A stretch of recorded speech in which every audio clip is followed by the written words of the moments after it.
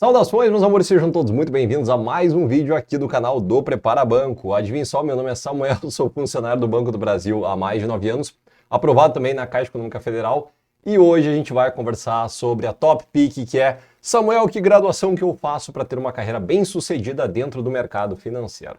Gente, olha só, antes de tudo, curtam o vídeo, pelo amor de Deus, eu peço por favor, porque às vezes vocês olham o vídeo, eu respondo as perguntas, vocês me agradecem e não curtem o negócio.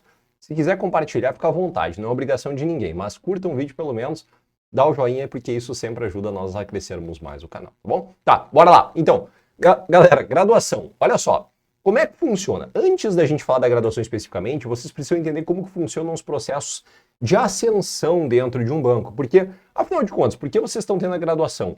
Não é para aumento salarial. Dentro dos bancos, e aí eu falo, por exemplo, dentro do Banco do Brasil, principalmente, que é a instituição que eu trabalho, vocês não vão receber um aumento por ter uma graduação. Em alguns cargos estatutários, aqueles que são lá da Lei 8112, que não é seletista, vocês têm uma graduação e automaticamente o salário aumenta um pouco. Vocês têm uma pós, automaticamente ele aumenta um pouco. No banco isso não acontece, tá? Não é por isso que vocês vão fazer a graduação. No entanto, galera, olha só, vamos falar dos processos de ascensão de carreira rapidamente para vocês entenderem da questão das graduações. Dentro do banco, vocês precisam passar por entrevistas para ascender de cargo. Vocês acessam lá como agentes comerciais, como escriturários, independente se é no BRB, no Basa, no Banpará, na Caixa, no Banco do Brasil, e aí, ou no Banrisul, seja lá qual for, e aí vocês começam a galgar cargos lá dentro. Vocês podem ter uma carreira fantástica, virarem diretores e talvez, quiçá, até presidente do banco. É raro, mas pode. Como é que funciona? Para participar desses processos de entrevistas, vocês têm sistemas próprios onde vocês se candidatam. As vagas abrem, o banco informa e vocês se candidatam. Aí, vou dar o exemplo do Banco do Brasil. Vocês precisam ficar entre os 20 mais bem classificados para poderem participar das entrevistas. Aí que entra a história da graduação. Por quê?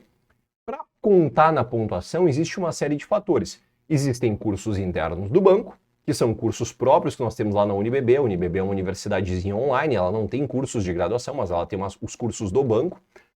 Vai contar também o tempo de experiência de vocês em cargos, e aí, dependendo sempre, galera, lembre-se que existe uma variável do cargo que vocês estão se candidatando.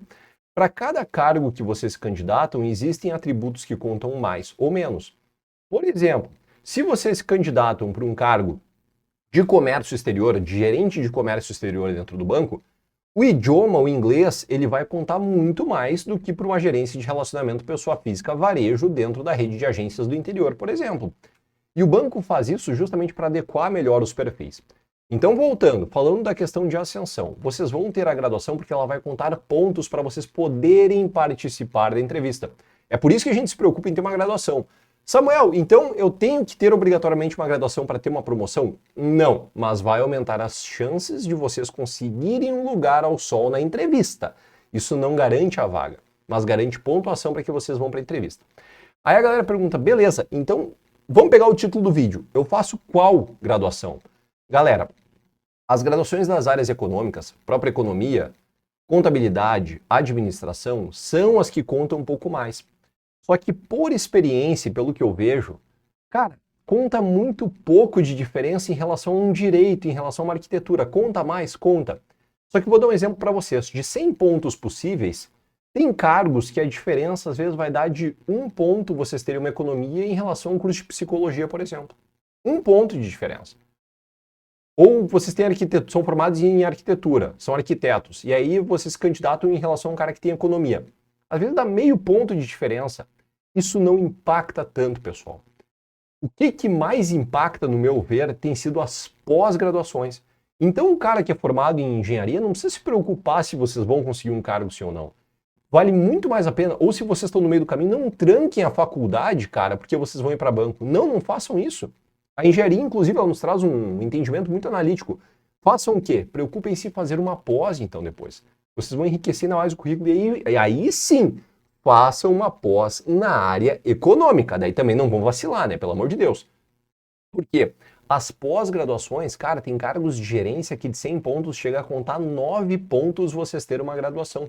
Isso aqui é um mero exemplo numérico para a gente objetivar um pouco mais e vocês conseguirem visualizar lá na prática o que poderia acontecer depois, tá?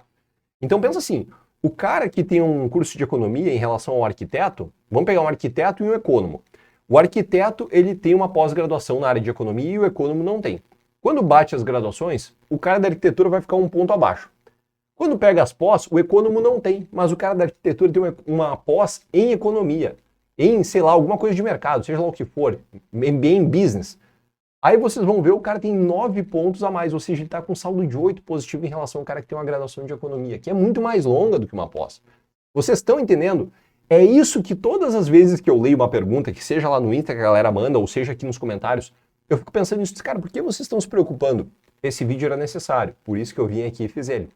Porque o mais importante que eu tenho percebido não é só a graduação, mas primeiro, a aptidão de vocês de serem bons comunicadores, de conversarem bem dentro de uma agência, de se relacionarem bem, de fazerem boas vendas, e se for para contar currículo, certificações de uma pós-graduação. Então, cara, tu tá fazendo uma graduação em economia, administração, em contábeis, beleza, ótimo, isso é excelente. Mas saibam que uma pós ela vai enriquecer muito mais o currículo e uma certificação financeira ainda é um pré-requisito, uma CPA 20 ou até mesmo um CEA se vocês quiserem ser especialistas em investimento, entendido? Então é isso que importa para a carreira bancária. Não é necessariamente qual a graduação que é a melhor de todas. É a questão da formação do currículo de vocês. É isso que é levado em consideração para a entrevista. Mas na hora do vamos ver, obviamente, são as aptidões do cara ser capaz de gerenciar bem uma carteira, de se comunicar bem e basicamente ter um envolvimento maior com a psicologia até mesmo do que com a economia, vocês estão entendendo? Isso aqui é fato, tanto que vocês pegam uma prova de concurso aí do Banco do Brasil atualmente, agora do BASA recente que acabou de ser feita, vocês veem que vendas e negociação têm um peso considerável, porque é o que tem sido cobrado de vocês na prática também. Meus amores, se vocês gostaram desse vídeo, deem a curtida, deixem um comentário e nos sigam nas outras redes sociais, porque é lá que vocês encontram conteúdo diário também, além daqui no YouTube. Ó, beijo enorme, abraço apertado no coração e a gente se vê no próximo vídeo. Valeu!